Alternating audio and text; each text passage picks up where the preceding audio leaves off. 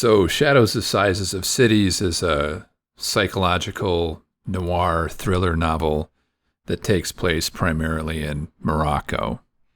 The protagonist is a young newspaper reporter named Will Clark, who travels from Chicago to Madrid, Spain, where he rendezvous with three friends, Marissa, Tammy, and Nigel. The four of them then travel by train to southern Spain, to Gibraltar, where they board a ferry to cross the Strait of Gibraltar to Tangier, Morocco.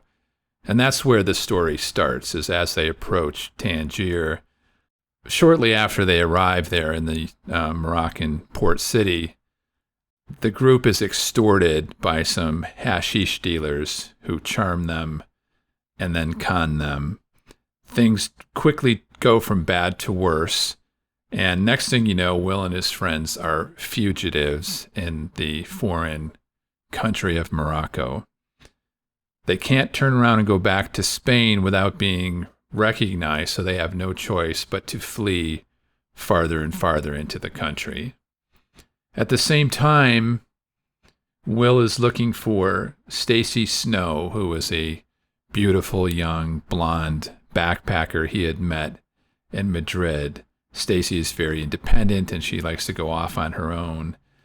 And Will keeps hoping he will run into her again. And she ends up becoming his love interest, even as Will finds himself in a love triangle with Stacy and with Marissa, one of the other young women in his group.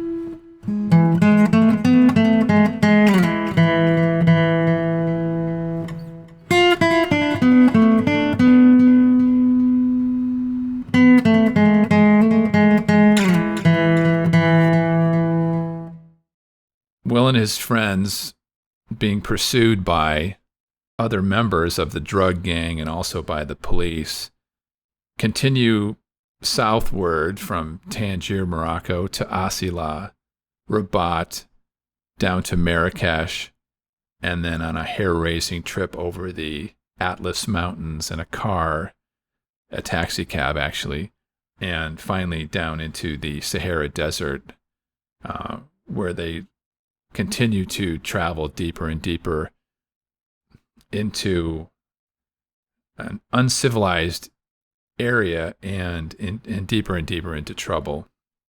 And that is where, in the desolate desert, these four travelers, or I should say five, including Stacy, meet their fates. There are also a couple of flashback sequences in the book. One to Amsterdam, where Will had been earlier in the trip and where some important events take place that actually get the whole story rolling. And another flashback occurs in Madrid, Spain. And there's also one in Chicago that goes even farther back. As the story progresses, we also learn that the chance encounter that Will and his friends had with the hashish dealers in Tangier may not have been a coincidence after all, but you'll have to read the book to find out what that's all about.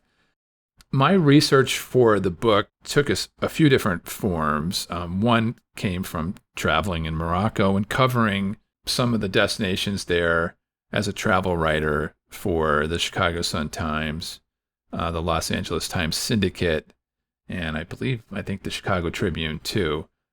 I had written some stories and traveled through Spain and Morocco and Amsterdam too, and had been able to make a lot of observations that went into this book.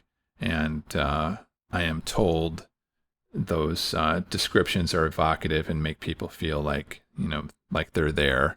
And of course, the rest of the story comes from my imagination and also from reading books set there. And I would say, too, that along that same line, that I was influenced by other writers who had either traveled in Morocco or written about Morocco. And among them are Paul Bowles and was also influenced by Ernest Hemingway. I'm not sure if he ever traveled in Morocco. And was also influenced by Cormac McCarthy, who was another one of my favorite writers. So, yeah, I hope you'll enjoy the book. Thank you.